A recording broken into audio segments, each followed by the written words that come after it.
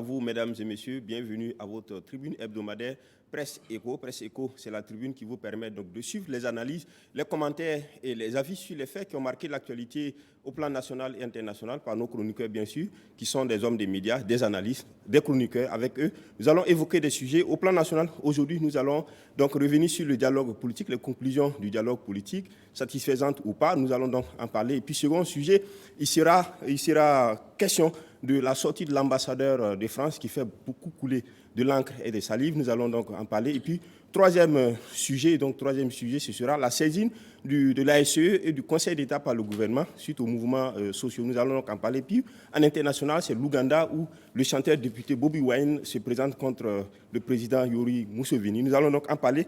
Et puis, pour parler sur ce plateau-là aujourd'hui, j'ai Évariste Konsebo. Évariste Konsebo, il est chroniqueur média, président du SEC d'éveil, qui est une association de défense des droits de l'homme et premier porte-parole du Forum alternatif des citoyens. Merci Évariste d'être sur ce plateau.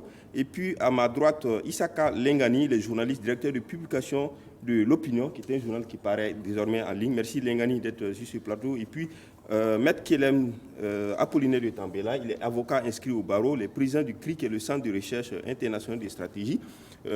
Chemin faisant, on va recevoir Parfait Silga qui va nous rejoindre. Parfait Silga est donc journaliste analyste, nous allons le recevoir bientôt. Et puis pour commencer, on va évoquer un sujet qui est tombé dans l'actualité de la semaine. Il s'agit donc du MPS, qui est le mouvement patriotique pour le salut, parti lancé donc à Tinkodogo par le professeur Augustin Loada, ancien ministre donc, de la Transition, que tout le monde connaît. Alors, vous avez suivi, il semble que ce parti est un parti très lié à Isaac Zida, l'ancien Premier ministre, qui d'ailleurs a réagi sur son compte Twitter pour féliciter donc, la naissance de ce parti-là. Bon, moi, je n'avais pas cette information. D'accord. Mais bon, ça voudrait dire que, bon, comme ils ont travaillé ensemble sous la transition, il était ministre de Zida qui était Premier ministre, peut-être que les rapports se sont tissés en ce moment-là. Cela dit, bon, je constate que les enseignants d'université dévient de plus en plus vers la politique. Après Laurent Gbagbo, ça a été Abdoulaye Soma, et maintenant c'est Loada.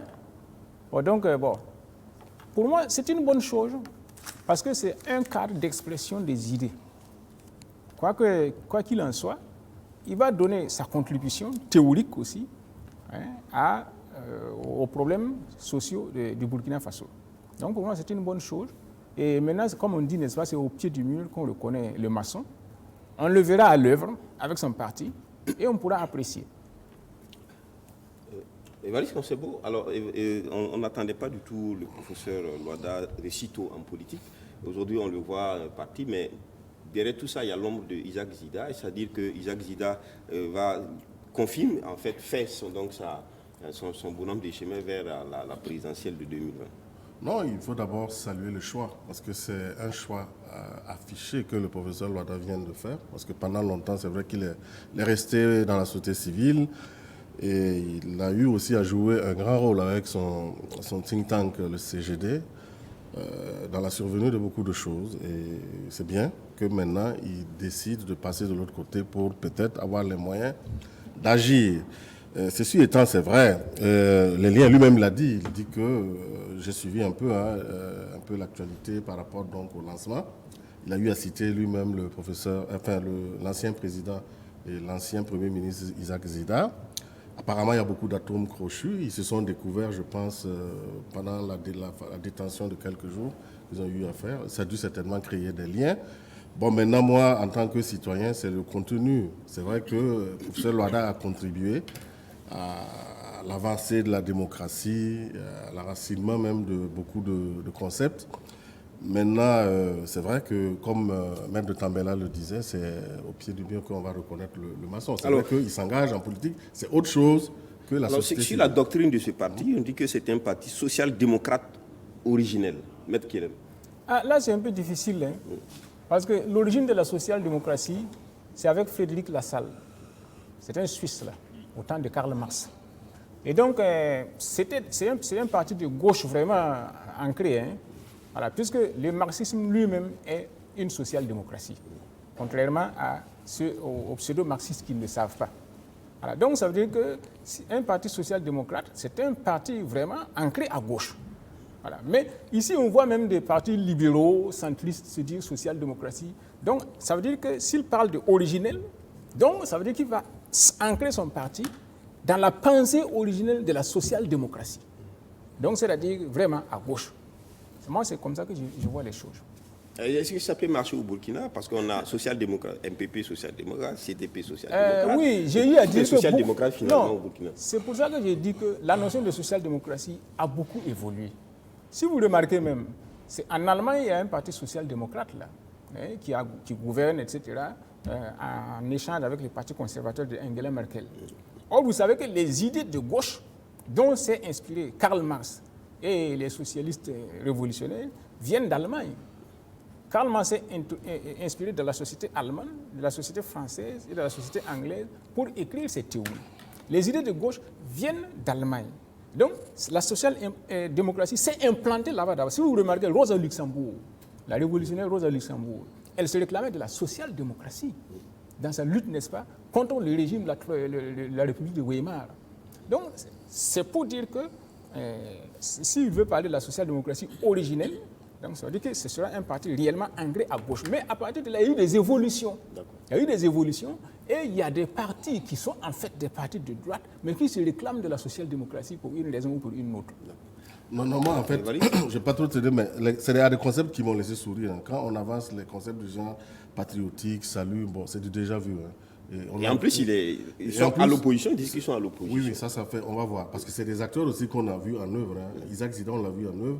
Quand on a clôturé des comptes, et quand on voit tout ce qui a été fait. Si c'est ça le patriotisme, c'est ça le salut qu'on veut nous apporter, c'est autre chose. Maintenant, c'est vrai, tout c'est parti. On a vu, même notre pays a été dirigé beaucoup par les partis de gauche.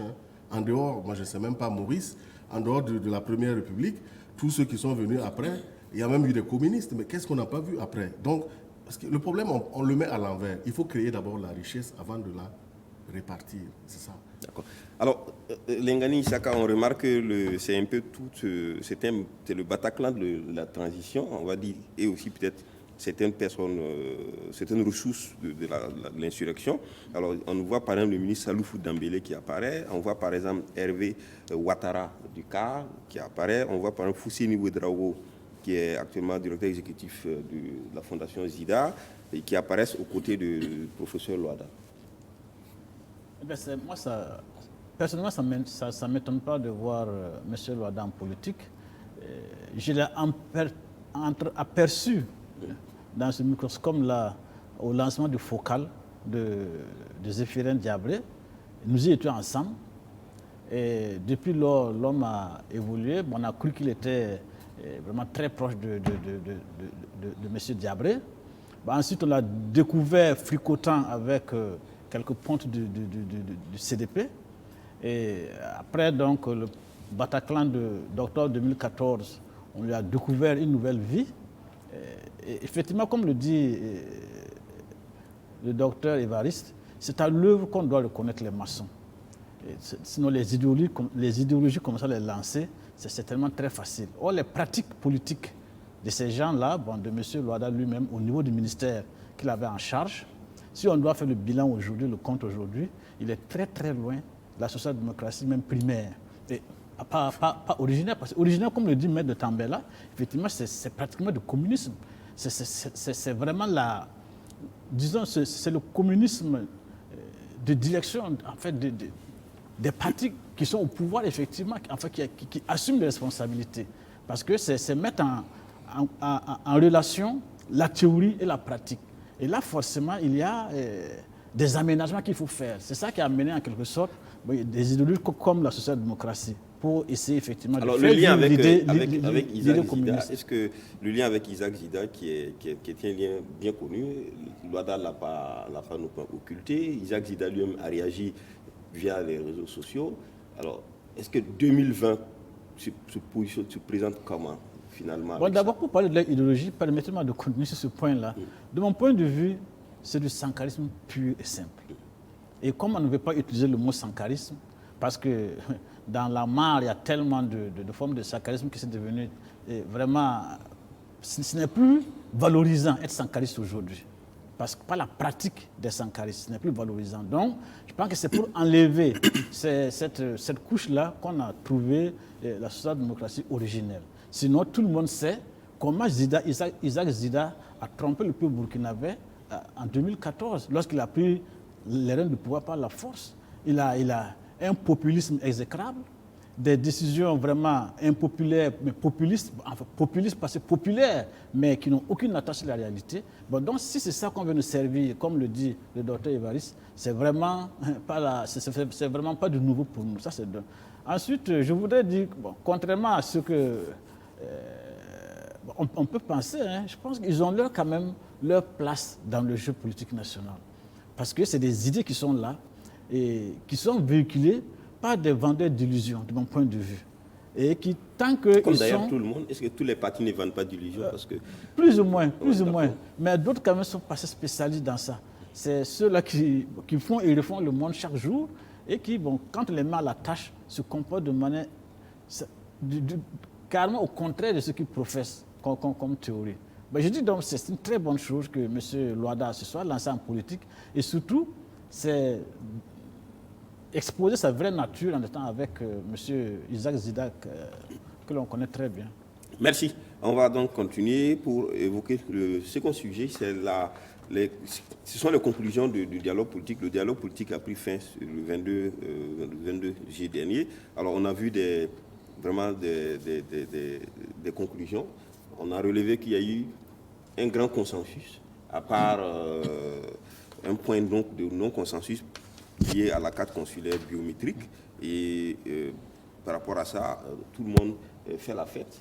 Ça s'est bien passé, le dialogue s'est bien passé. Mais à côté, il y a aussi une opinion qui tend à dire que c'était un dialogue en surface et que les vrais problèmes, par exemple la réconciliation, le retour des exilés, il y a une partie aussi de l'opinion ou des acteurs politiques qui pensent que ce n'était pas le cas.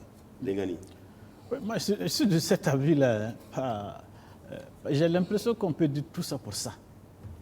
Tout ça pour ça, pourquoi? Parce que avait-on réellement besoin d'un dialogue pour que le pouvoir MPP comprenne que le code électoral est inapplicable en l'état actuel? Est-ce qu'ils avaient besoin de ça? Je ne pense pas. Bon, vous avez soulevé des questions importantes telles que celle de la réconciliation, c'est laquelle on n'a même pas bougé d'un iota. Même s'il est vrai qu'il y a eu une déclaration qui annonce qu'on est pour ça. Et sur ce point, moi, je suis de ceux qui pensent que la question de la réconciliation nationale ne peut pas trouver de solution dans des cadres comme des dialogues politiques, qui sont en réalité un fourre-tout et qui ne résolvent pas les problèmes. Parce que ce n'est pas seulement un problème essentiellement politique, il est aussi social. C'est des gens qui sont touchés dans leur chair tous les jours, qui sont touchés dans leur vie quotidienne, qu'il faut asseoir ensemble pour trouver des solutions à ces problèmes. Ce n'est pas une affaire de politique essentiellement, en ce qui concerne le dialogue, la réconciliation nationale. Ensuite, je suis tout à fait, là où je suis d'accord avec les uns et les autres d'être heureux, c'est parce qu'il est tout à fait bon, intéressant, chaque fois que les politiques s'assoient ensemble pour discuter, pour essayer de trouver des solutions aux problèmes, de le faire. Et ça permet à la communauté nationale de comprendre jusqu'à quel niveau les acteurs politiques sont à prendre au sérieux ou ne sont pas à prendre au sérieux. Parce que quand vous réunissez et vous sortez des conclusions où tout le monde se dit heureux, alors que sur le plan de l'impact sur la vie quotidienne, sur la gestion de l'État, on ne voit rien, et il y a quand même des sérieuses difficultés. Surtout lorsque, dès le lendemain de ce dialogue-là qu'on dit fructueux, il y a des déclarations des tenants de pouvoir qui tendent à faire penser que tout ça c'était du folklore pour juste passer le temps et puis amuser la galerie. Évariste Consembo. Non, c'est vrai qu'en tant que citoyen, l'impression que m'a donné un peu ce dialogue, c'est que ce qui intéresse les politiques, c'est le pouvoir. Comment l'acquérir, comment gérer, comment le conserver. Alors que dans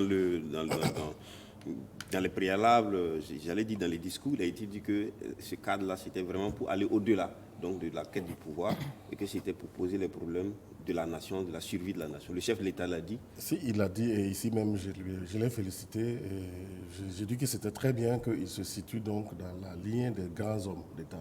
Même on ne peut pas dire malheureusement, parce que c'est toujours bien que les politiques échangent. Parce que vous savez très bien que les grandes crises, et même les crises qui surviennent souvent, elles sont souvent le fait des mésententes et des disputes entre les politiques. Donc, De ce point de vue, déjà qu'ils arrivent à s'asseoir, et il faut noter que ça s'est tenu avec une discipline. Rien n'a filtré, ils ont échangé de façon courtoise. C'est un exercice qui est peut-être bien pour l'avenir du pays. Mais c'est vrai, je dis, s'il y avait dividende à gagner, peut-être que c'est tout le peuple peut-être qui gagnerait, mais on pouvait faire mieux, on pouvait s'attendre à mieux. C'est ce que j'ai donc remarqué. Maintenant, je ne sais pas si on aura l'occasion de rentrer dans le contenu. Bien sûr, il y a des questions. Ouais. En fait, là, c'est vraiment les préalables sur l'impression Voilà. que les gens ont. Ça, c'est l'impression que cette... c'est mon impression. Maintenant, c'est vrai que par rapport au contenu, il y a plein d'autres trucs, il y a Mais- beaucoup de contradictions dedans aussi. Il semble que c'était un dialogue qui a seulement focalisé sur la question électorale, parce que les points consensuels ont concerné pratiquement le code électoral et les élections. Et la situation nationale, par exemple, sécuritaire, la réconciliation nationale, l'unité nationale, l'autorité de l'État, etc., sont passés sous des recommandations simples. Oui, je pense qu'ils ont abordé tous ces problèmes. Hein. Et bon, j'ai déjà eu à dire ici que moi, j'étais déjà content que l'opposition et parti au pouvoir acceptent de s'asseoir ensemble pour discuter. Tout le monde sait, par exemple, le climat qui prévaut entre le MPP de Roch-Marc Christian Kaboré et le CDP de Blaise Compaoré. Donc, que des gens aussi opposés acceptent de s'asseoir pour discuter d'un problème précis, c'est déjà quelque chose. Et je pense que si ces gens-là se réunissent et font une déclaration sur un point, il faut y accorder un crédit. Parce que sinon, je n'ai pas entendu, par exemple, le CDP, une voix officielle du CDP, s'opposer à ce qui a été décidé. Alors que, bon, tout le monde sait, n'est-ce pas, l'opposition qui existe entre ces deux partis. Donc, si nous sommes d'accord sur un point, si minime soit-il, c'est déjà quelque chose. Et donc, sur ce plan, je pense que c'est une avancée. Et il convient de noter que, j'ai déjà eu à dire ici qu'en politique, dans un même pays, on n'est pas des ennemis. On est des adversaires. Mais chacun cherche, n'est-ce pas, la construction du pays. Il n'y a pas plusieurs façons de construire le pays. Tout le monde connaît les besoins, etc. Donc, généralement, il peut arriver même que l'opposition et la majorité aient le même programme politique. Et la seule différence consiste à savoir qui est le mieux placé pour exécuter ce programme. Et donc, les élections vont décider maintenant, le peuple arbitre va décider. C'est vrai, vous avez le même programme, mais nous pensons que telle personne est la mieux indiquée pour exécuter le programme. Parce que si vous remontez à l'origine de la démocratie en Grèce antique, il n'y avait pas de divergence entre les programmes. Mais c'était le choix de la personne pour mieux exécuter le programme. C'est pour ça qu'on parlait de stratège. Quel sera le meilleur stratège pour exécuter le programme commun? Et là, maintenant, le peuple se prononçait et choisissait un tel, un tel, un tel. C'est ainsi que Périclès a été choisi plusieurs fois comme stratège. Et dans la bataille de Salamine, où les Grecs, n'est-ce pas, ont battu les Perses, et ont donné une bonne raclée aux Perses, c'est l'amiral Thémistocle qui a été choisi. Donc, c'est ainsi que fonctionne. L'opposition et la majorité peuvent avoir le même programme, mais maintenant, qui est la personne la mieux placée pour exécuter ce programme commun? Là peut résider le débat. Donc, ça veut dire que ce n'est pas exclu qu'ils aient trouvé un point commun qui ressort dans les recommandations, sauf sur un point particulier. Même si la réconciliation nationale, moi je n'y étais pas, mais j'accorde de crédit à ce qui a été dit. S'ils disent qu'ils ont abordé la réconciliation nationale et que le CDP était là-bas, et le CDP ne s'est pas opposé, c'est qu'ils ont abordé des problèmes assez sérieux concernant la réconciliation nationale. D'accord. Alors, parfait, Silga, qui vient de nous rejoindre. Alors, sur la question du dialogue politique, je rappelle que parfait, Silga est donc journaliste et il est analyste. Merci d'être sur ce plateau. Alors, on est sur le dialogue politique. Quand on a regardé, on va revenir sur quelques décisions, quelques propositions consensuelles qui ont été prises. Il y a un seul point qui est non consensuel, mais quand on regarde un peu ce point-là avait cristallisé en fait l'opposition. Il y a même eu des mouvements, l'opposition avait quitté pratiquement l'Assemblée, etc. par rapport à ce point lié au vote de Burkinabé et la pièce qui est la carte consulaire biométrique. Alors quand on se retrouve et qu'on sort non consensuel sur ce point, est-ce que finalement on peut dire qu'on s'est entendu sur ce qui plaît à chacun et que bon, pour le principe des grandes questions, on a préféré ne pas en parler? Moi, je dirais que c'est un processus qui a été entamé.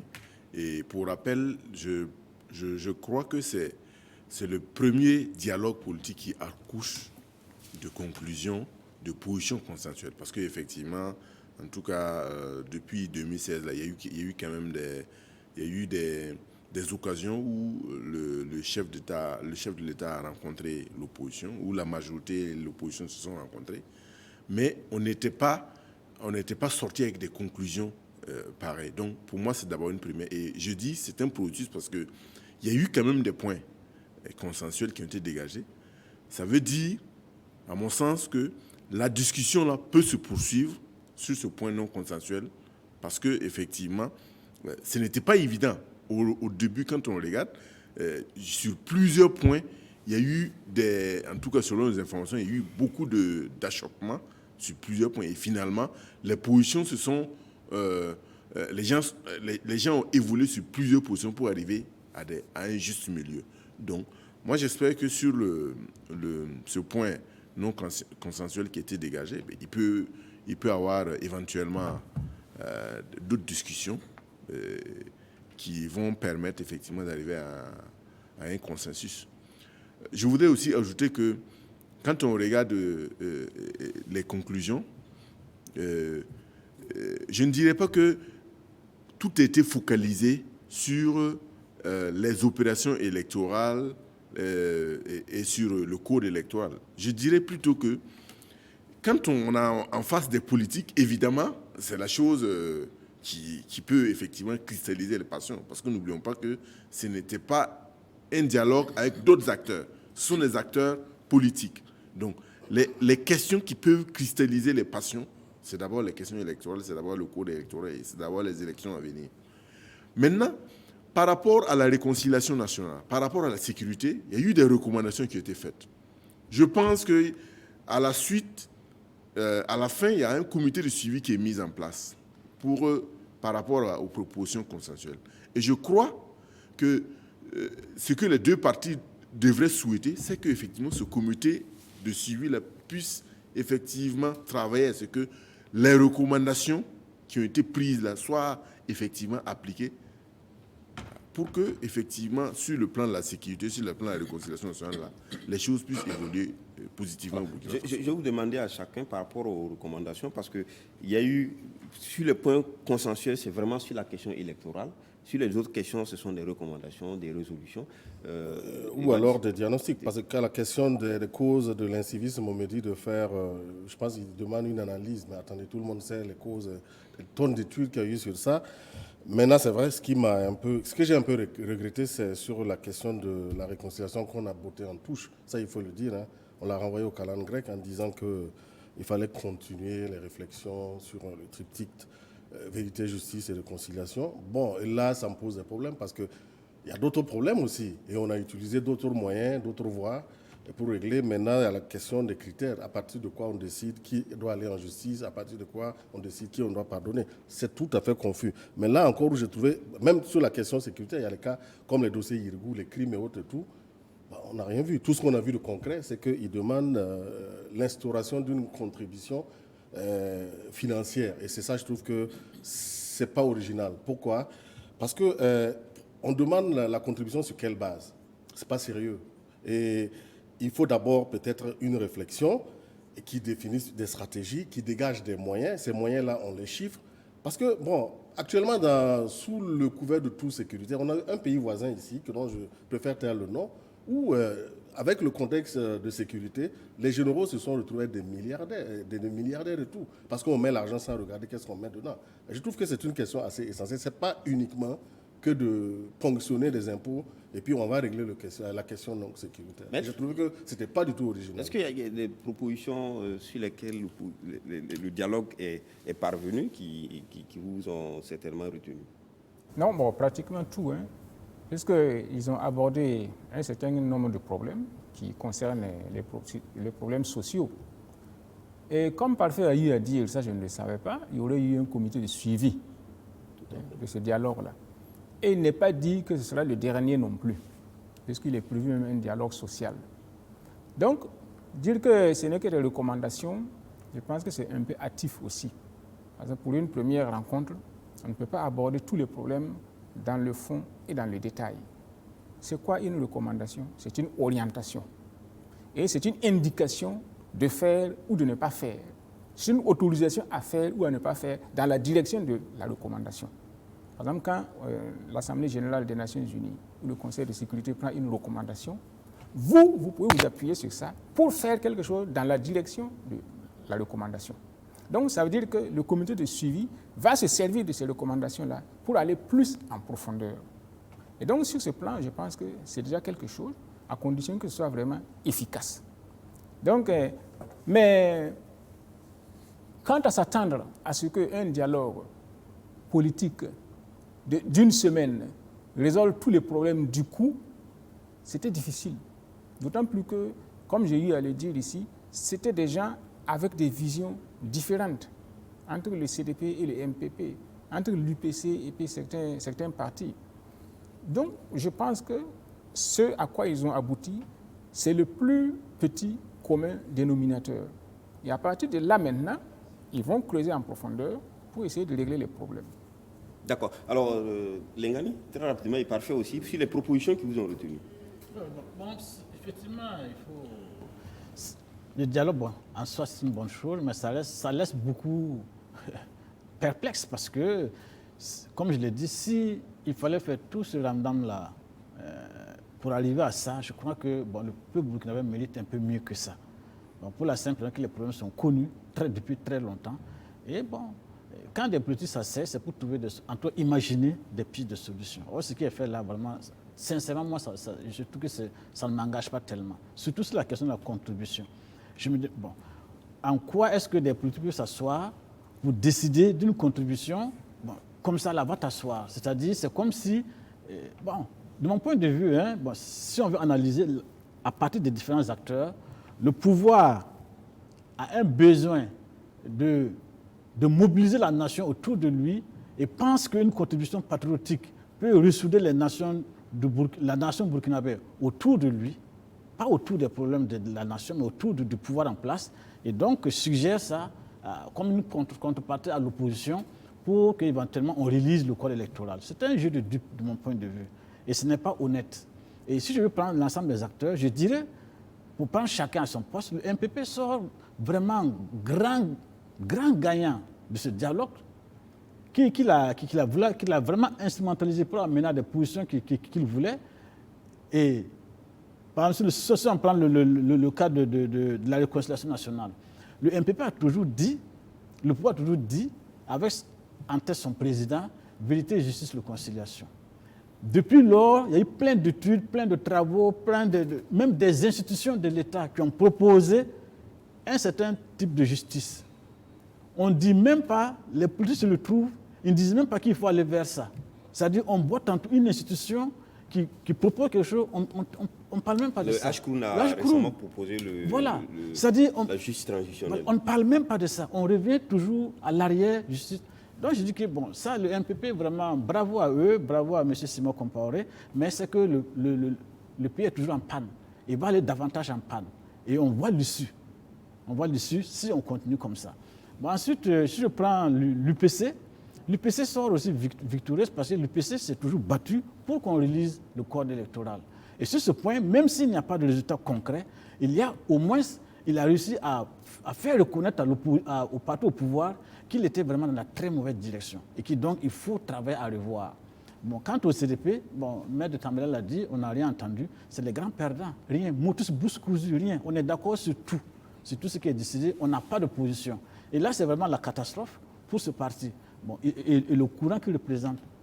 Par contre, la NAFA, bravo la NAFA, qui a réussi à faire entendre, à faire parler du cas du général Guibri Bassolé, autour de laquelle l'ensemble de la classe politique a dit au MPP, vous êtes dans une très mauvaise direction. Vous êtes dans une situation où la responsabilité... Ça n'a pas été une proposition, ça a été juste un plaidoyer. Est-ce que dans un cas de principe pour principe, un plaidoyer, qu'est-ce que ça vaut? Oui, mais c'est déjà quelque chose. Si le CDP avait réussi un plaidoyer sur le retour des exilés, mais on allait tous applaudir. D'accord. Parfait, Silga. Je voudrais revenir sur quand même des propositions qui me semblent importantes. Je pense que sur le plan de la sécurité, il y a eu quand même des propositions qui tendent quand même à démontrer l'importance effectivement de la contribution de la population, pas en termes financiers, mais je veux dire que les populations puissent effectivement être une partie importante, puissent constituer effectivement puissent contribuer efficacement à la lutte contre l'insécurité au Burkina Faso. Pour moi, c'est quelque chose qui est... Est-ce que ça, c'est nouveau, parfait? Tout le monde le sait. Non, ce n'est pas nouveau. On l'a dit pendant tout le temps. Ce n'est pas nouveau du tout. Mais que, à l'occasion de ce dialogue politique-là, ces politiques s'entendent pour dire effectivement c'est quelque chose d'important à prendre en compte. Je pense qu'à partir de maintenant, ça devient quelque chose qu'il faut considérer avec beaucoup d'importance. Voilà pourquoi je l'ai dit. Et moi, je ne suis pas... quand on regarde les conclusions, on peut se dire, oui, c'est les politiques qui sont entendus. Alors, est-ce que ce n'est pas du réchauffé? Si, par exemple, ça c'est toujours dit, mais on sait que toujours sur le plan de la sécurité, il y a des problèmes, qu'on ne comprend pas, que ça ne s'emboîte pas bien entre population et FDS, et que au niveau des FDS, que les questions d'équipement, de financement posent tous des problèmes. Pourquoi, par exemple, la classe politique ne proposerait pas un dialogue direct entre le président et les soldats, pas les officiers, mais les soldats, par exemple? Ça, c'est une proposition que vous faites, mais est-ce que c'est la meilleure dans ce contexte-là? Je pense que les problèmes d'équipement ont été posés. On l'a vu en 2011. Les problèmes d'équipement ont été posés comme recommandation, par exemple, pour la sécurité. Mais je crois que quand on arrive à un dialogue politique de ce genre-là et qu'on a des propositions, elles sont importantes à prendre en compte. Et surtout, je dirais que ce n'est pas courant ce qu'on a vu. Ce n'est pas courant. C'est vrai, on peut se dire le parti au pouvoir est le plus grand gagnant, mais je crois que les autres partis qui sont venus, qui étaient partis présidents là, ne sont pas laissés faire. Et eux aussi, ces partis-là avaient des agendas, parce qu'il faut le dire, et je crois que ce n'est pas en une semaine qu'on est arrivé à ces conclusions. Ça veut dire qu'il y a eu des apartés avant. Maintenant, il y a deux propositions qui me laissent quand même sur ma faim. Je vais le dire ici. Quand on regarde, on dit le rejet de la sanction contre les listes qui ne respectent pas le positionnement alterné. Bon, vous vous rendez compte que c'est un consensus entre partis pour éviter de se faire sanctionner. C'est comme le financement public. Lors de la dernière élection, il y a plus de 50, il me semble, partis qui n'ont pas respecté l'obligation de déposer effectivement des rapports par rapport à l'utilisation du financement public. Mais là, aujourd'hui, dans les conclusions, là, on dit, bon, il faut revoir comment il faut déposer les rapports. Bon, si vous entendez, ça veut dire que les politiques se sont entendus pour dilapider l'argent public sans être sanctionnés. Et moi, je trouve que c'est vraiment dommage. J'avais sur mes notes ces deux questions, la question que j'ai voulu vous poser, qui ont quand même suscité un peu l'étonnement au sein de l'opinion. Le financement des partis, on voit le dialogue politique qui recommande, par exemple, qu'on allège les procédures de contrôle de l'utilisation du financement des partis politiques. Non, mais c'est ce que je viens de dire. Oui. Les partis politiques se sont entendus pour utiliser l'argent public sans être contrôlés. Et ça, c'est vraiment dommage. Non, pourquoi? Non, ils ont dit d'alléger les procédures. De contrôle. De l'utilisation des financements. Voilà, ils n'ont pas dit de suspendre ou de supprimer. Maintenant, c'est vrai que sur le terrain, il y a parfois des difficultés, peut-être. Bon, moi, vous savez, de toute façon, les politiciens, ils sont tous pareils. C'est l'argent qui les... Et en plus, ils ont demandé de ne pas les soumettre au même contrôle que les oui, mais c'est normal, c'est entre eux. C'est entre les eux, sociétés et autres. Non, mais ça étonne quoi? On sait que l'argent, c'est le nerf. C'est le nerf. Donc moi, ça ne m'étonne pas du tout. Mais c'est vrai que pour l'opposition, qui ne sont pas aux affaires, parfois, les procédures assez compliquées peuvent être défavorables quand ils doivent mener des activités que l'exécutif bloque ou fait obstruction, et ça les pénalise. Et c'est peut-être ça, je pense qu'ils ont voulu soulager. Ce n'est pas dans le déblocage, c'est dans l'utilisation. Oui, mais même... bon, mais c'est lié. On peut utiliser l'argent maintenant quand il s'agit de justifier. Si vous ne justifiez pas correctement vos blocs. Oui, mais quand il s'agit de justifier, bon, vous amenez... L'utilisation, il n'y a pas de débat. On connaît déjà les pièces standards. Quand vous utilisez, tout est réglementé. Mais justement, il fallait chercher à savoir de quel obstacle, de quelle entrave il s'agissait avant de... Ah ben nous, on a lu un rapport qui dit ça, qu'il faut alléger les procédures. Oui, ça veut dire que c'est les procédures. Peut-être qu'au lieu de faire passer par A plus B, il faut passer par A plus B, C, D et E. Est-ce que la règle de la transparence ne voudrait pas qu'on serre plutôt les procédures pour qu'il y ait moins de... Pas nécessairement. Moi, je pense que sur ce point-là, les partis politiques ont été très gentils, puisqu'ils proposent d'alléger. Ils auraient pu proposer carrément de supprimer, qu'il n'y ait même plus de sanctions, et que d'augmenter même la contribution, n'est-ce pas, aux partis politiques. Vous avez déjà vu quelqu'un lutter contre ses propres intérêts? Donc ne vous attendez pas à ce que les partis politiques proposent quelque chose qui va aller contre eux-mêmes. C'est tout à fait normal qu'ils proposent ce qui va les arranger. Maintenant, il revient à l'opinion publique de ne pas baisser la garde. Et récemment, en France, là, le ministre de l'écologie qui a démissionné, là, c'est quoi? C'est l'opinion publique. Ce n'est pas les partis qui l'ont fait démissionner. Non. Mais la presse fait partie de quoi? C'est l'opinion publique.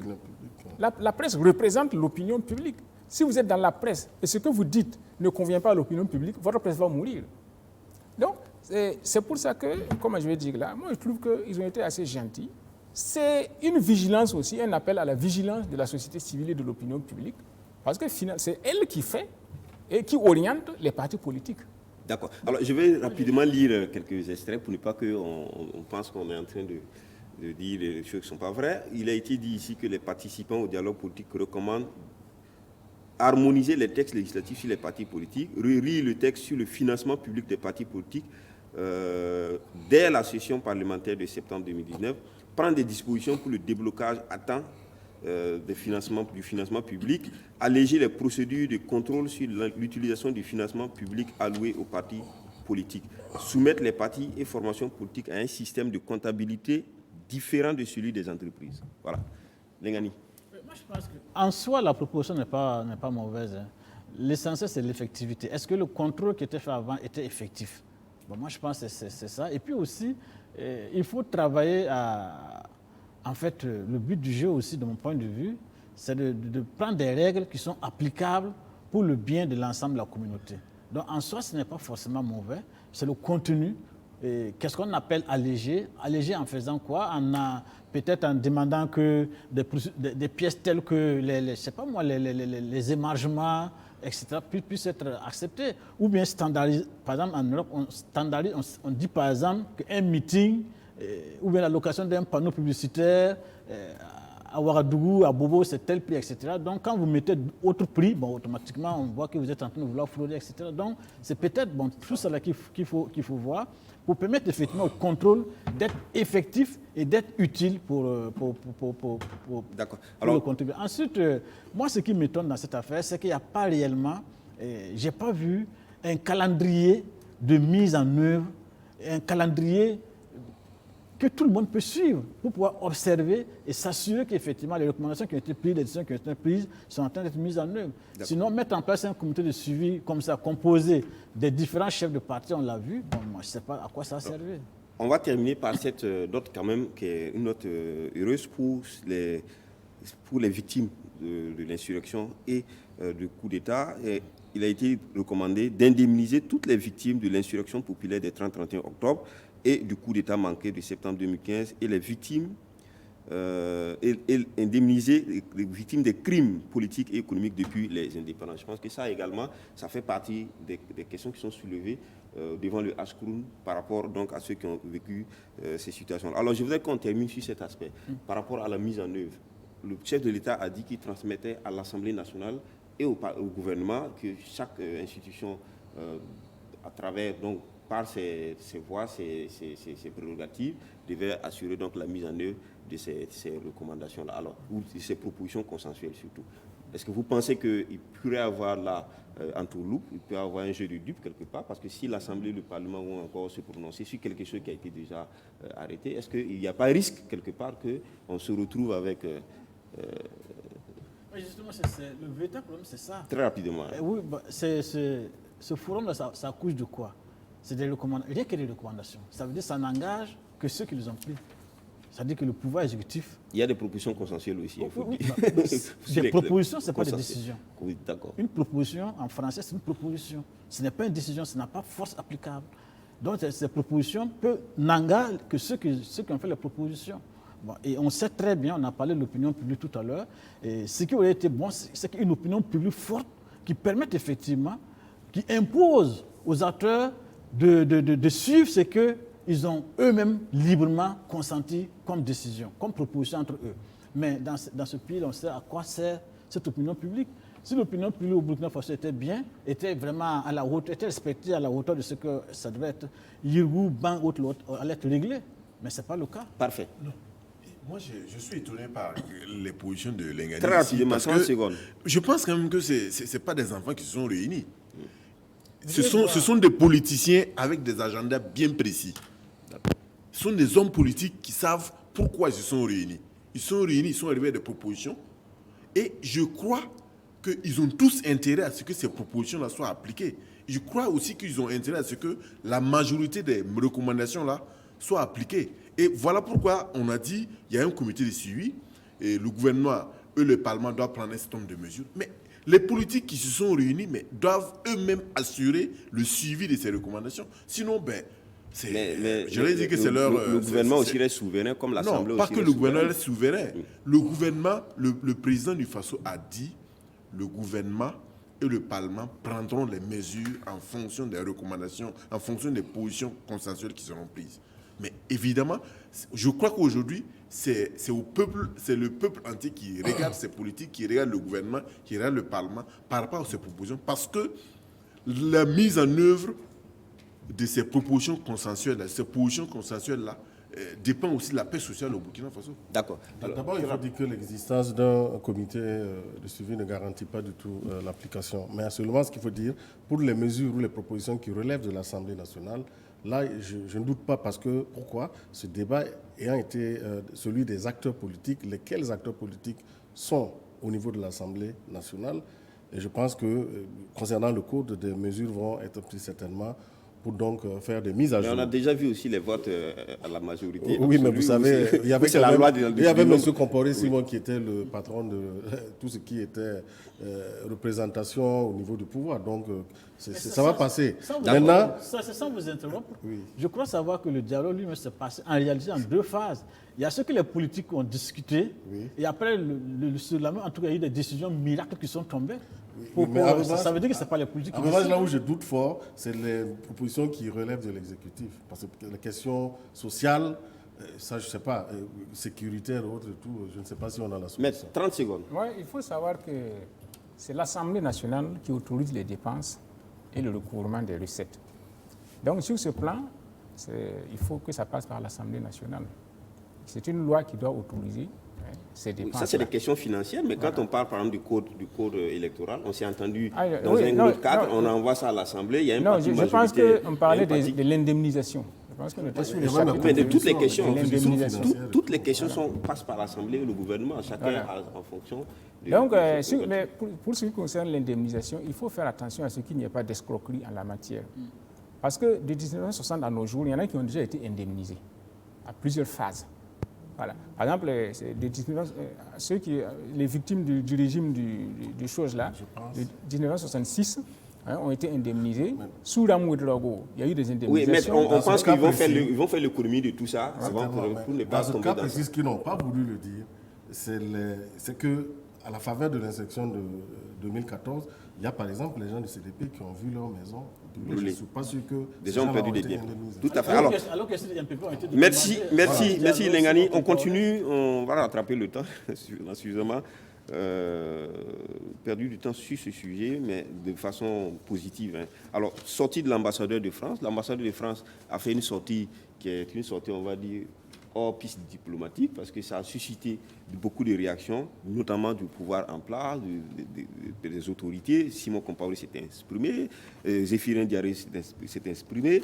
Alors la question, c'est de dire que la France, l'ambassadeur estime que les Burkinabés, les Maliens doivent arrêter de dire des choses pas justes sur son pays. Il se défend que son pays n'est là que pour aider, apporter son soutien. Alors, cette polémique-là qui arrive subitement, on voit une relation entre la France et le pouvoir burkinabé qui semble être un peu sous tension. Alors, qu'est-ce qui peut expliquer rapidement cette dégradation de ces relations-là? Sous tension, je ne pense pas. Dégradation, je ne pense pas. C'est peut-être une certaine fébrilité, d'une certaine jeunesse, de peut-être certains pseudo peut-être panafricanistes, ou peut-être pseudo-révolutionnaires, ou même encore ce que vous voulez. Vous savez, il y a des gens, le problème des leaders africains, c'est qu'ils veulent reporter leurs échecs sur des autres. Il faut forcément trouver des responsables. pendant longtemps, ce discours a été développé. Tout ce qui nous arrive, c'est ailleurs. C'est jamais nous, c'est les autres. Et justement, à force de le répéter, il y a une certaine jeunesse qui a grandi avec ça. Donc, quand on sort, on dit, voilà, bon, les questions comme le terrorisme, c'est la France. Je ne dis pas non, il y a des aspects. Mais la France peut-être intervient dans le sens de défendre ses intérêts. Alors, Zéphirin Diabré a dit qu'il n'y a pas de honte à se faire aider par on a un vu autre que pays et que la France est là parce moi, que j'invite les Burkinabés à aller regarder. Elle a été demandée. J'invite les Burkinabés à aller regarder depuis que ce pays existe, les contributions, les donations qui ont contribué à aider à créer. Donc, on a toujours été aidé. C'est un pays qui a toujours été sous perfusion de l'aide. Donc, parfait. D'où vient ce subit énervement entre Français et Burkinabés, ou Français et Maliens? Non, je pense que par rapport à l'ambassadeur, il faut souligner que après, il a fait un mea culpa, je pense. mea culpa. Oui, diplomatique. Oui, mais je veux dire, je ne le défends pas, mais je veux dire, moi, de toute façon, il faut que les Burkinabés sachent une chose. Ce n'est pas la France qui va venir développer le Burkina Faso.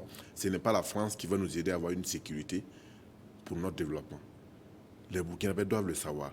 Quand les Français, les Américains ou les autres États interviennent au Burkina Faso pour nous aider, ils nous aident pas pour nous aider. Ce n'est pas... c'est pas de la philanthropie. Ce n'est pas de la philanthropie qu'ils font. Ils ont des intérêts bien précis qu'ils défendent. Quand ils nous aident, j'ai toujours dit ici, c'est la stratégie du containment. C'est-à-dire qu'il faut travailler à ce que les terroristes restent dans notre environnement. Voilà, il ne faut pas qu'ils puissent s'exporter, comme on l'a vu avec la Libye. Il faut que ça reste ici, parce qu'eux, ils n'en veulent pas. Eux, ils veulent continuer. Mais voilà, donc quand l'ambassadeur parle, bon, évidemment, on est dans le complexe de supériorité qui continue. Est-ce que ce n'est pas la vérité qu'il dit quand il dit, par exemple, que écoute, son pays est là pour aider? On a demandé à son pays de venir. Son pays n'est pas là pour aider. Tout le monde le sait. Lui-même, il le sait. Son pays n'est pas là pour aider. Son pays est là pour des intérêts de la France. C'est au Burkinabé de savoir ce qu'ils veulent pour leur propre développement. C'est le Burkinabé. Là, la demande du Burkina. Bien sûr, oui. Tout à fait.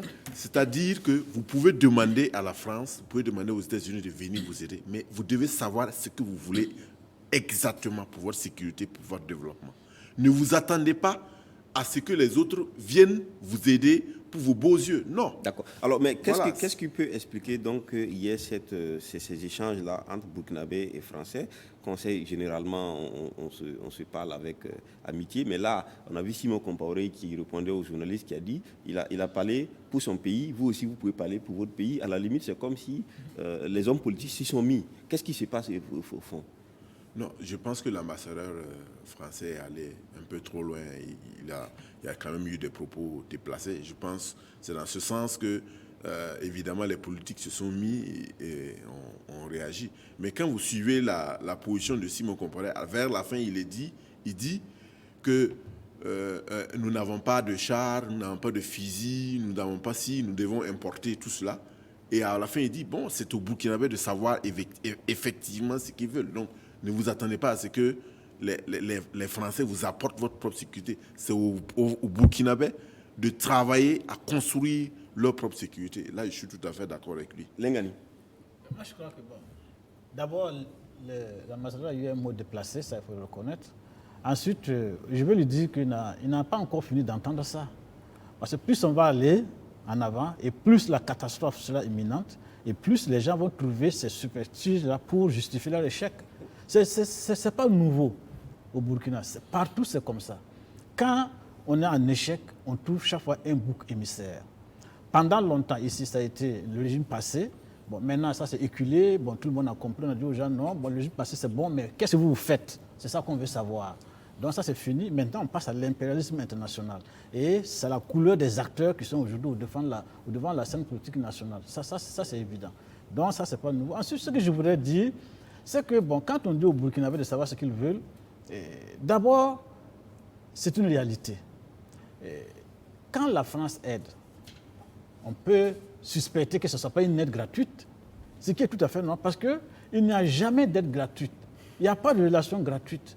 Même dans la société, entre nous Burkinabés, il n'y a pas de relation gratuite. il y a forcément des intérêts qu'on trouve d'une manière ou d'une autre, soit matérielle, soit immatérielle. Donc ça là, je pense que c'est se tromper carrément que de penser que quelqu'un vous aide tout simplement pour vos beaux yeux. Mais c'est à vous de savoir comment utiliser cette aide-là pour, un, ne plus avoir à demander la même aide, et deux, pour exécuter le programme pour lequel l'aide a été donnée. Mais quand on vous aide et vos gouvernants prennent l'aide, 80%, ça passe dans leur propre poche ou bien dans leurs propres affaires. Mais c'est là où la responsabilité du peuple burkinabé est vraiment demandée. Ce n'est pas dans le fait de demander l'aide. Il y a d'abord la gestion de cette aide-là quand elle arrive. Comment est-ce qu'elle est faite? Est-ce qu'elle est faite de manière transparente, de manière effectivement à atteindre les objectifs pour lesquels l'aide a été demandée? Puisque nous savons tous que le principe de base, c'est que l'aide doit aider à tuer l'aide. Et pour que l'aide tue l'aide, il faut que l'aide soit utilisée dans le sens qu'elle a été donnée. Or, qu'est-ce qu'on constate aujourd'hui? C'est le pillage à ciel ouvert, non seulement de nos ressources nationales, mais surtout de celles qui viennent de l'extérieur. Donc les Burkinabés n'ont qu'à s'en prendre à eux-mêmes. Ils n'ont pas à s'en prendre à un pauvre entre griffes ambassadeur qui lui-même pas ce mot-là. Bon, traduit l'échec de son propre travail, parce que c'est à lui d'expliquer aux Burkinabés pourquoi la France est là et pourquoi est-ce qu'il ne faut pas donc tenir un certain nombre de propos contre la France. Maître, pour terminer très rapidement sur cette subite surchauffe. Non, il faut dire que c'est plutôt... Entre les deux pays, non. Il faut dire que c'est... Mais c'est quand même l'ambassadeur, c'est quand même fort. Ah non, l'ambassadeur... est le représentant de la France. Oui, non, il est dans son rôle. Oui. Il est dans son rôle. Et ce qu'il a dit est parfaitement correct. L'ambassadeur a 3 fonctions.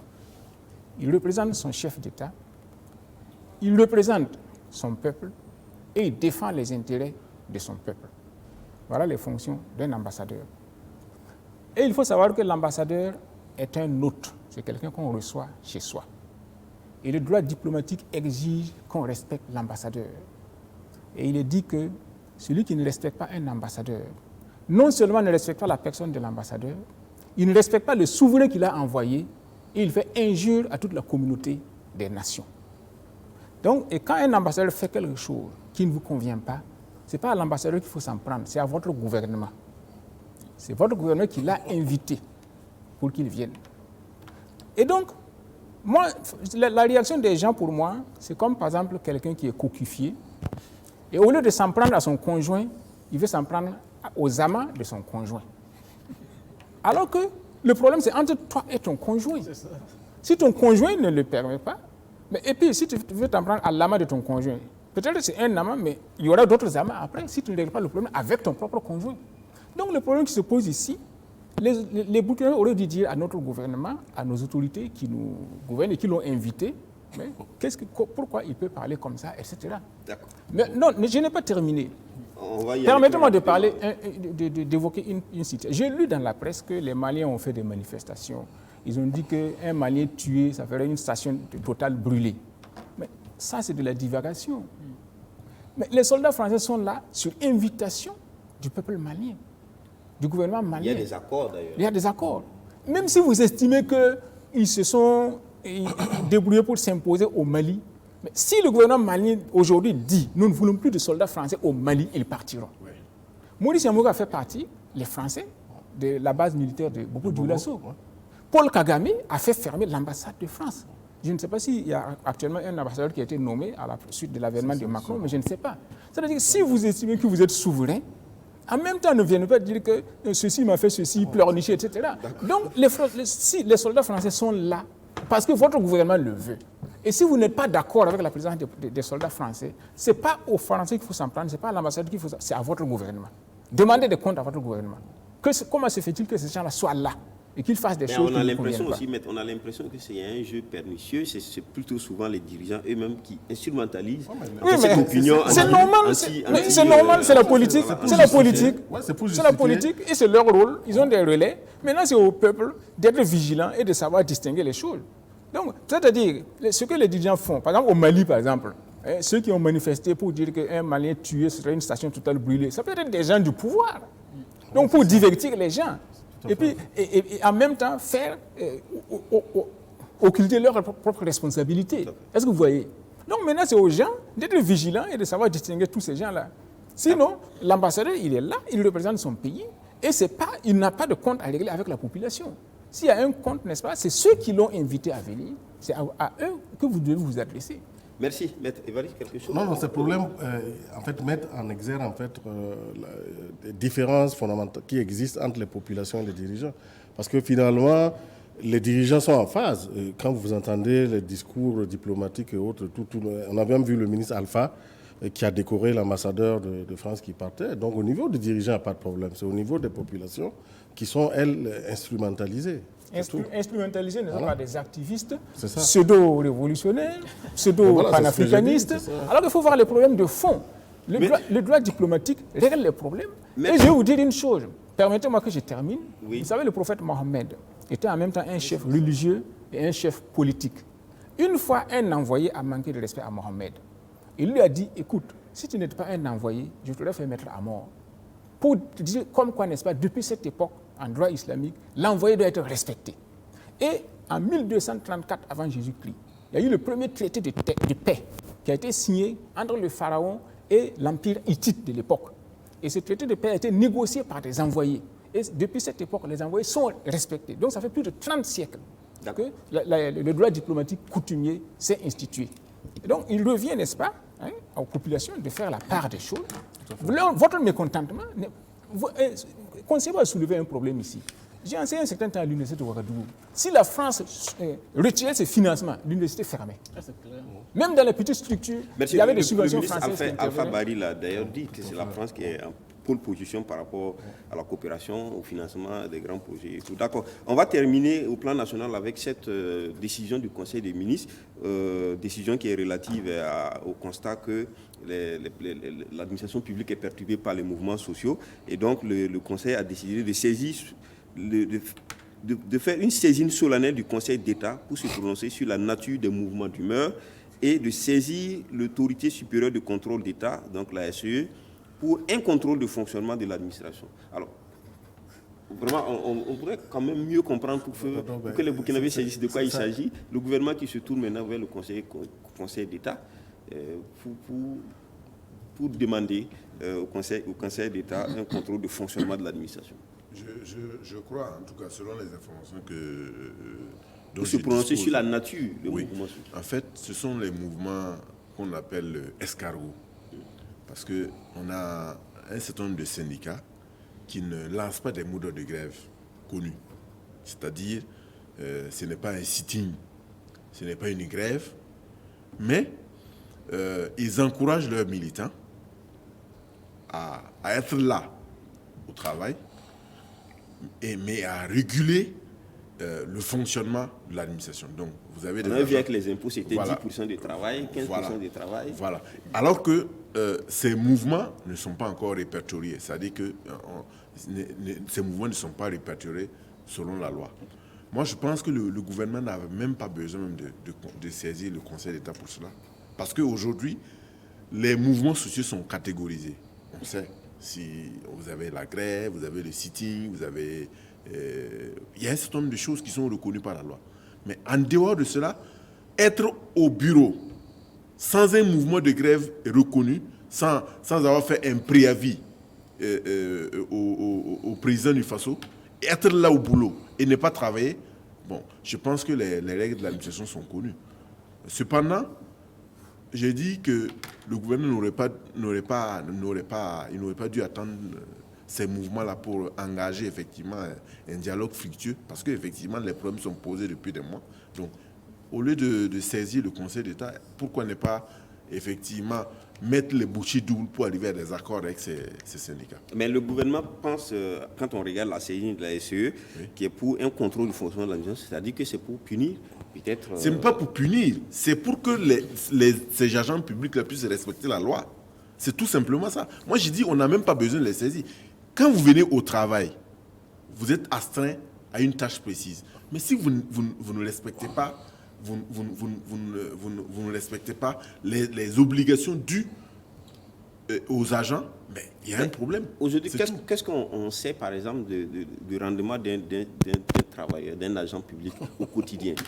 Est-ce qu'on sait de façon... Est-ce qu'il y a un taux qu'il doit, par exemple, atteindre chaque jour, par exemple, au travail, pour qu'on puisse dire qu'aujourd'hui, tu n'as pas travaillé? Est-ce qu'il n'y a pas une difficulté? En tout cas, pour ce qui concerne les gestionnaires des ressources humaines, on sait très bien les conséquences de leur mouvement. La conséquence aujourd'hui, c'est que quand on lance les concours professionnels, on demande aux candidats de s'inscrire en ligne.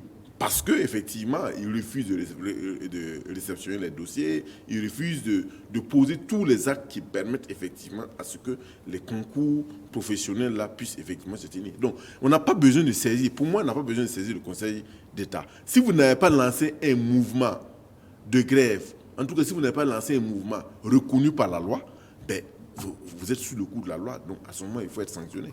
Alors, Évariste Conseil-Bou. Non, ça donne envie de sourire quand même. Bon, comment ça peut se rationaliser tout ça? Non, mais c'est la conséquence d'avoir une administration qui s'apparente à une organisation papérassière qui tatillonne et empreinte de laxisme et de tolérance. Alors maintenant, je ne sais même pas, le débat n'a même pas lieu. Les fonctionnaires sont régis par des textes.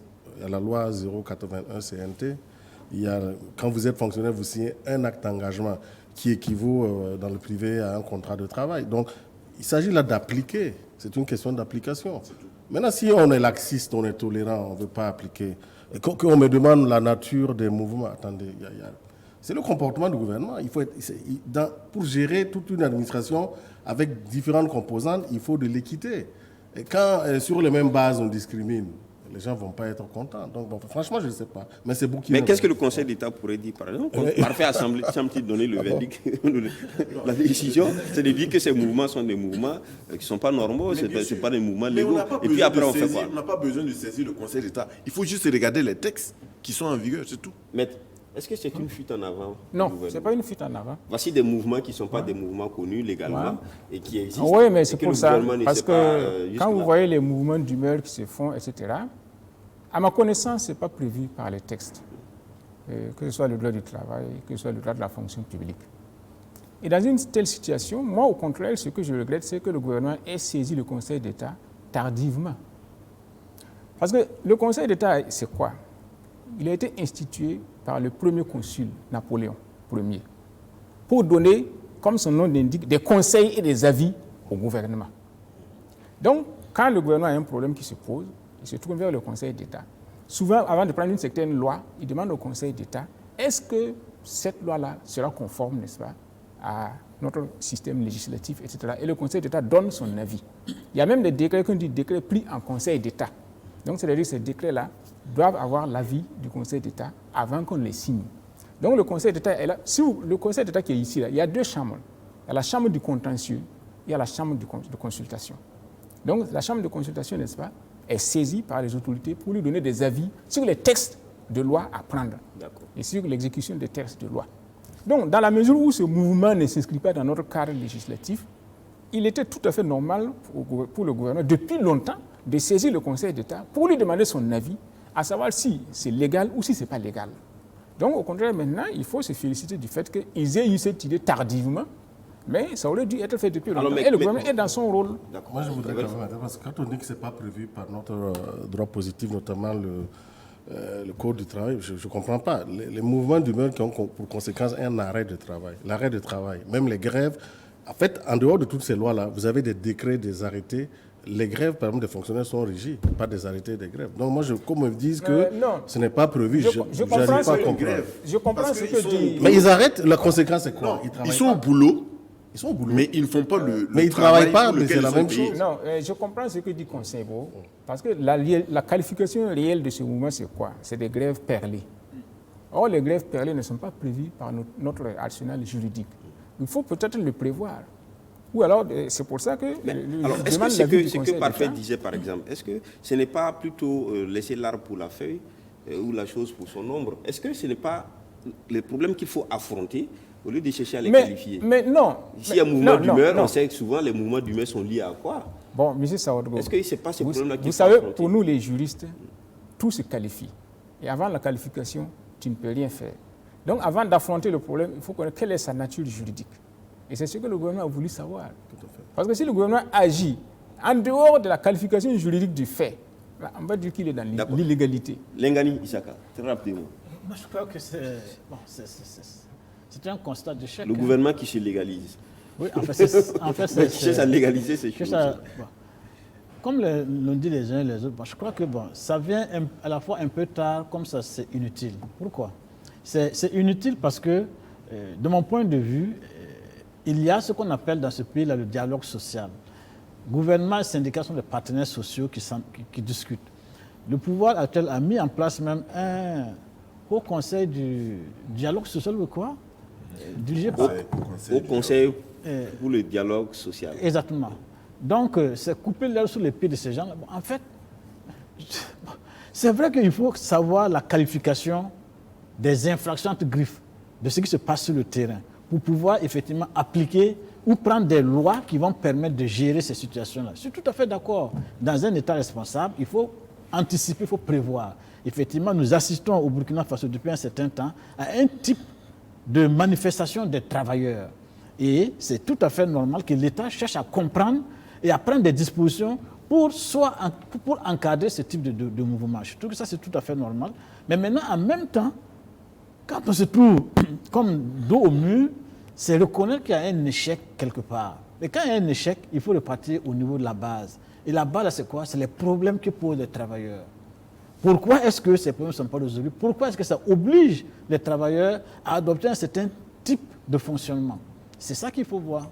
Alors, merci Issa Kalengani. On va terminer avec l'Ouganda, donc cette candidature qui défraie la chronique. Il s'agit du député, mais chanteur à la base, chanteur devenu député en 2017, et Bobi Wine, donc, qui défie donc, le président Yoweri Museveni, qui dit au nom du peuple, je te défie pour les élections à venir. Alors, c'est un jeune de 37 ans, et du coup, on le présente comme un candidat de la jeunesse, un candidat anti-système également. Alors, non, il faut dire qu'en Ouganda, il semble qu'il surfe un peu sur la vague de la jeunesse. Il semble qu'un habitant sur deux a moins de 16 ans.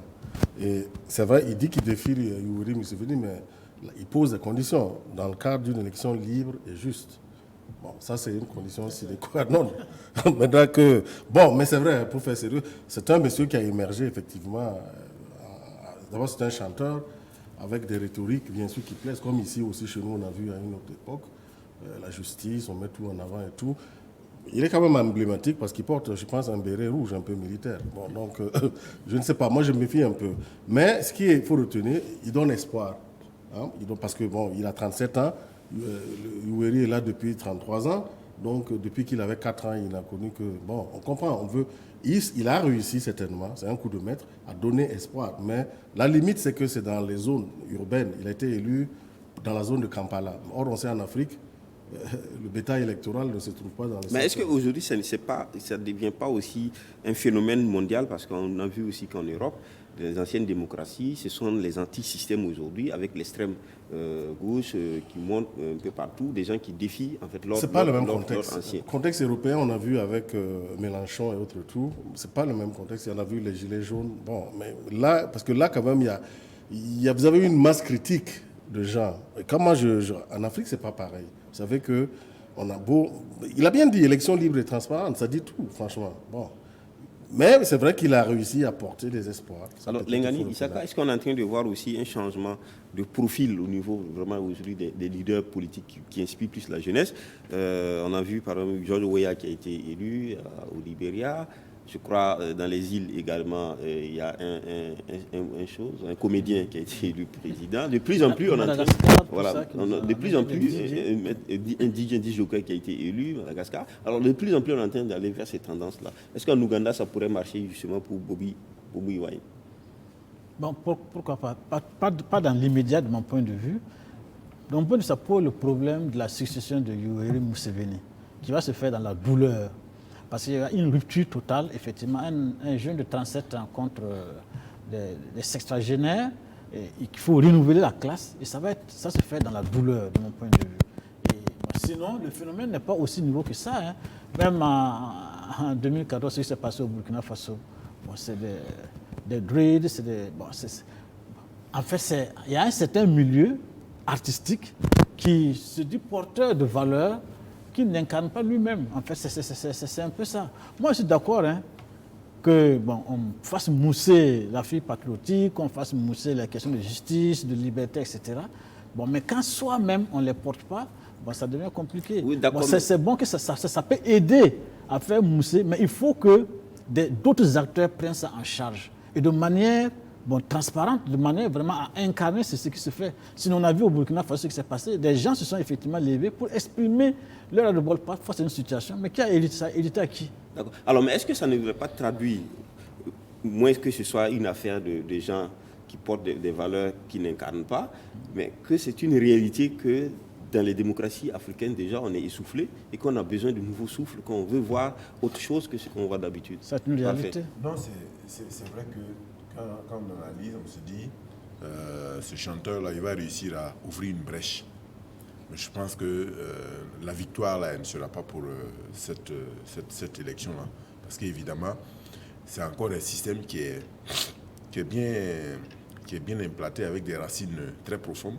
Vous avez dit, Evariste a dit, le président ougandais est là depuis 33 ans. Donc, ça veut dire que pour arriver à déboulonner ce système-là, il faut avoir des réseaux, il faut avoir une structuration, ce que ce jeune chanteur n'a pas. Et il faut se dire une chose, ce n'est pas tout seul qu'on peut arriver à bousculer un système qui est là. C'est-à-dire qu'il aurait fallu qu'il soit à la tête, par exemple, d'une grosse coalition qui peut effectivement faire bouger les choses, tant dans les villes ougandaises que dans les campagnes. Sinon, on va encore rester sur un mouvement qui va certes créer de l'espoir au sein de la jeunesse, mais l'impact au sein de la population ougandaise là sera très minime. Et vous savez bien que, le plus souvent en Afrique, c'est vrai que les choses commencent à bouger, mais pour arriver à terrasser un président en exercice, il faut vraiment se lever de bonheur. Alors, Maître, pour terminer sur ce sujet, on voit peut-être la même configuration qu'en Europe, comme on dit. Il y a des anti-systèmes qui apparaissent, ce sont souvent des artistes, ce sont souvent des stars, etc., qui défient la classe politique, qui défient l'ordre ancien. Est-ce que, dans le cas aussi de l'Ouganda, est-ce que la classe politique elle-même est incapable de faire front ou d'affronter Yoweri Museveni au point que ce soit... Non, ce n'est pas que la classe politique est incapable ou pas. Hein. Vous savez, pour réussir en politique, il faut deux conditions. Il faut être connu et deuxièmement, il faut avoir la volonté et les moyens de faire la politique. Et donc, qu'est-ce que les gens font? Certains créent la popularité pour ensuite créer les conditions et entrer en politique. D'autres créent les conditions pour ensuite susciter la popularité et aller en politique. Depuis la nuit des temps, ça a toujours été comme ça. Et si vous remarquez par exemple Ronald Reagan, c'est par le cinéma qu'il a acquis la popularité nécessaire pour s'imposer en Californie et ensuite conquérir la présidence. Le général Eisenhower, c'est grâce à la Deuxième Guerre mondiale, quand il était le commandant en chef des forces alliées, qu'il a eu cette popularité et il s'est lancé en politique. Et même récemment, si vous remarquez, en Ukraine, qu'est-ce qui est devenu président? C'est un homme du show business. En Italie, Pepe Grillo, c'est la même façon, c'est la même chose. Et en Haïti, c'est un chanteur. Donc, ce n'est pas que la classe politique, par exemple, eux, on les connaît déjà. Mais maintenant, quelqu'un qui a une certaine popularité, il lui suffit maintenant d'avoir la volonté. C'est la volonté que Colin Powell n'a pas eue aux États-Unis. À la suite de la guerre en Irak, comme il était le commandant en chef des forces américaines, il aurait pu se lancer en politique et réussir. Mais il n'a pas voulu affronter la réalité de la classe politique. Donc, il suffit d'avoir une certaine popularité, de vouloir l'utiliser, et puis, si vous entrez en politique. On revient c'est un phénomène ancien. En Ouganda, ça veut dire qu'aujourd'hui, l'ordre ancien, l'ordre de Yoweri Museveni va être bousculé parce que ça a quand même créé... c'est une brèche qu'il va ouvrir. Mais il ne faut pas oublier les conditions qu'il a posées, les élections transparentes, etc. Parce que Yoweri Museveni... Mais il va les exiger, il ne le dit pas pour... S'il a les moyens, il va l'exiger. Il ne peut pas imposer le rapport de force à... Ça dépend. C'est-à-dire, si il arrive, n'est-ce pas, à galvaniser le peuple, il peut faire tomber le régime Mugabe, parce qu'après tout, c'est le peuple qui décide. Est-ce que vous avez vu? On a vu le cas, n'est-ce pas, aux Philippines, où le régime Marcos ne voulait pas céder, mais quand la population s'est soulevée, ils ont fini par céder. Donc, c'est-à-dire son dynamisme, tout dépend du degré maintenant de son dynamisme. Si son dynamisme est assez fort, il peut arriver à bousculer les institutions et à forcer Yoweri Museveni à faire des élections transparentes. Cela dit, il ne faut pas oublier non plus les réseaux de Yoweri Museveni, qui n'est pas un enfant de cœur. Idriss Déby avait dit à ceux qui contestaient son pouvoir que lui n'est pas venu en N'Djamena avec un billet de Air Afrique. Pour dire que c'est par les armes qu'il est venu au pouvoir et que si vous n'avez pas ces moyens, n'essayez pas de remettre en cause son pouvoir. Merci, Maître Apollinaire Kielem de Tambela. C'est sûr, avec vous qu'on va donc fermer cette émission aujourd'hui. Je voudrais donc vous remercier d'être venu, remercier le public qui prend le plaisir de nous suivre et de suivre BF1. J'étais donc avec Parfait Silga. Parfait Silga, il est journaliste, analyste. Merci Parfait d'être passé sur ce plateau. Maître Kielem Apollinaire de Tambela, il est avocat inscrit au barreau. Il est président du CRI, qui est le Centre de recherche internationale et de stratégie. Juste à côté, Évariste Faustin Konsebo, je dirais, docteur Évariste Faustin Konsebo, il est chroniqueur média, président du Cercle d'éveil, qui est une association de promotion des droits de l'homme. Il est également premier porte-parole du FORAC, qui est le Forum alternatif des citoyens. Et enfin, Isaka Lengani, le journaliste, directeur de publication de L'Opinion, qui est un journal qui paraît désormais en ligne. On vous dira donc merci de nous avoir suivis. Et puis on se donne rendez-vous le dimanche prochain pour un autre numéro de Presse Éco, si Dieu le veut.